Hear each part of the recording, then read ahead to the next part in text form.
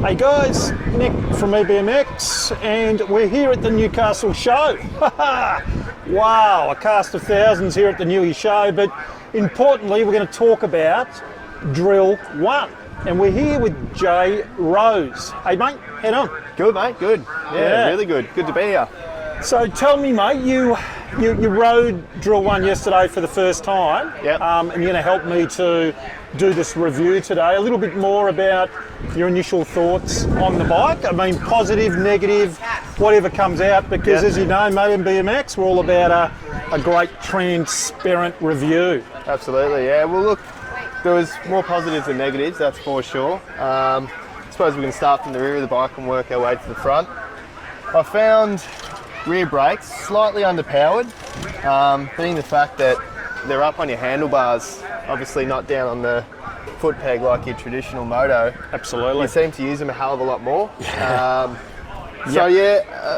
Possible brake upgrade could be on the cards. So a little bit more power on the rear brake. Power, just after they were getting a bit hot, they were fading a little bit. Okay, so EBMX have actually asked CZEM whether we can maybe look at Magura MT7s or Shimano Saints, which, you know, in our opinion, probably be a little bit of an upgrade from the Hayes Dominions that the bike's running at the moment. Yeah, and look, it might have had something to do with it. We snapped the other master cylinder. We did. So actually just running a little Shimano Dior on the back brake at the moment, mate. So, but that looks a fair point. Yeah. I know when the Australasian Dirt Bike boys tested this bike, Braco did say to us that he thought, a little bit underpowered, and because you're always using those brakes, you might need a bit of an upgrade. Yeah, look, working down the middle of the bike, foot peg height, I prefer it a little bit up higher, just because I'm always standing up on my foot pegs. Yeah, sure. When I ride, I don't ever really sit down at all on the trails. Yep. So again, something that's pretty simple to adjust, either making a bracket or just spacing up this plate. So it'd be good to actually have it being able to go up and down and not just sideways. Yeah, correct, rear suspension, overall through the lighter stuff when we weren't going for it, it was pretty good, pretty happy with it. It's an Alka rear shock. Once we get through to the heavier stuff, it did cop a bit of flogging, so probably something you could revalve the front and rear for. I'm 90 kilo, so just keep that in mind. You know? Well, I'm riding at 95. And then gear weight as well. That's it. Yeah, but we were riding it fairly aggressively, and it was on the fractions of the soft side. So. But overall, that's something that we can certainly play with the tuning, but probably some revalving or something going on there would help, wouldn't it? But the main thing is it's quality suspension straight away. So it is. Small revalving and getting it to perform how it should. What else did you find, mate?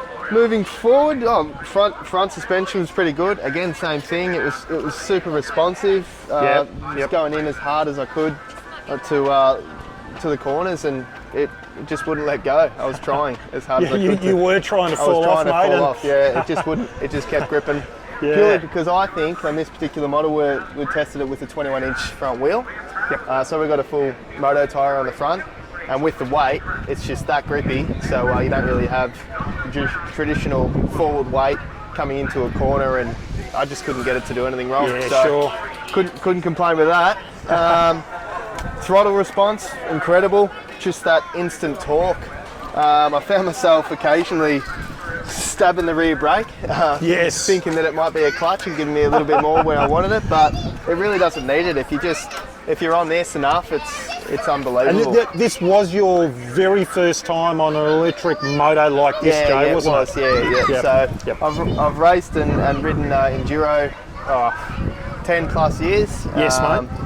On the high end, European bikes, and I hands down think that this is. Look, it won't replace it. It's definitely not going to replace it. But it, as a training bike, during the week after work, you know, if you've got a bit of private property, you don't want to annoy your neighbours. This is where it's at. Minimal maintenance. Jump on it. No air cleaners, no oil, nothing like that. Just charge it up, off you go. Look. the 3 different modes, to be honest, I didn't really try the soft in the middle. I just went straight to the hard. Well, mate, you can ride, but someone who hasn't ridden much and might come from a mountain bike background could get on and go through those power maps, the novice and then the intermediate map. Absolutely, yeah. Especially if they're riding single trail, but for experienced moto guys like yourself, it's straight to big power map. Yeah, it was, yeah. And look, we came across some hills with logs and whatnot, and bang, just lean back and smashes over. I think our viewers will be getting some of that footage. Good. Which is a bit of a treat seeing Jay ride. Yeah, it's, look, overall, I'd probably have to give it upwards of a 8.5 to 9 out of 10. Wow. Okay. I was super impressed. I can't remember smiling that much after after getting off a bike for a long time. So, you think, Jay, that once Australians and New Zealand or people right around the world actually work out that the future is here now and these sort of bikes exist, that there'll be a massive appetite for experienced riders and novice riders. So an experienced rider could use this as your practice bike during the week. Absolutely. Go out for a ride before work or after work. Potter around, not annoy your neighbours. You know, ride anywhere really on this sort of a bike. That fine-tuned technical skills as well through the real tight stuff. Hands down, I was a lot quicker on this than you'd be quicker on one of these than on your 350 Kato. Absolutely. Hands down. But and that is a good thing about having the 3 modes of power. You can get your young fella on it. Sure. Stick it in green mode, which is the easiest, and he can belt around. But when he gets sick of it or whatever, you can chuck it in red mode and have a belt yourself. So it is unreal. Well, it was great to see Jay ride this bike yesterday because he rode it like it's meant to be ridden rather than myself as a pretty intermediate old bloke. We were testing it. It was good. What I'll get Jay to do now is just to take the camera and I just want to point a few things out on the bike as well. So I know quite a few of you have been asking us about the hall sensor on this bike and the throttle and how it works. I want to take the time just to explain to you what that means. So most electric bikes have a hall sensor.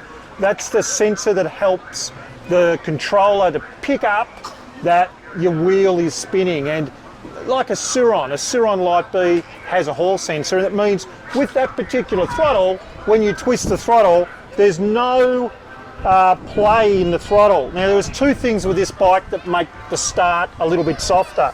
The Domino throttle itself is a soft start throttle.